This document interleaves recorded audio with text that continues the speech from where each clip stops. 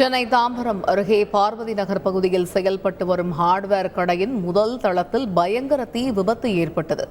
இது பற்றிய கூடுதல் தகவல்களை எமது செய்தியாளர் மீரான் வழங்க கேட்போம். மீரான், வணக்கம். தீ விபத்திற்கான காரணம் என்ன? இந்த விபத்தில் சேத விவரங்கள் என்ன? விரிவாக விவரிங்க.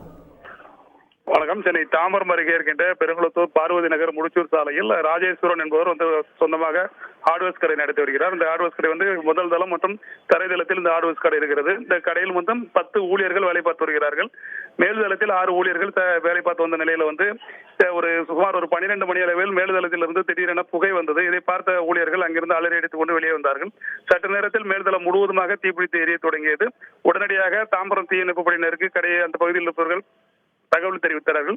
தாம்பரம் தீயணைப்பு படை நிலையத்திலிருந்து 2 தீயணைப்பு வாகனங்களில் வந்த தீயணைப்பு வீரர்கள் சுமார் 1 மணி நேரம் போராடி அந்த தீயை அணைத்தனர். இந்த தீ விபத்தின் காரணமாக அந்த மேல்தளம் முழுவதுமாக எரிந்து அதிலிருந்த பொருட்கள் அனைத்தும் எரிந்து சாம்பலாயின. அந்த பகுதியில் இருந்த பெயிண்ட் பொருட்கள் மற்றும் எலக்ட்ரிக்கல் பொருட்கள் எல்லாம் இந்த தீ விபத்தில் சேதமாக இருக்கிறது. சுமார் 1 கோடி மதிப்புள்ள பொருட்கள் எரிந்து சேதமானதாக கூறப்படுகிறது.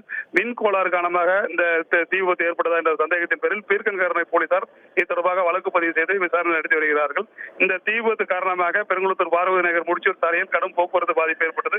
தற்போது அந்த பகுதியில் தீ அணைக்கப்பட்டு போக்குவரத்து சீராக பொதுமக்கள் அந்த பகுதியில் போக்குவரத்து வழக்கமாக சென்று கொண்டிருக்கிறது. தீ விபத்து ஏற்பட்ட சம்பவமானது அந்த பகுதியில் ஒரு பெரும் பரபரப்பை ஏற்படுத்தியது. கள விவரங்களுக்கு நன்றி மீரான்.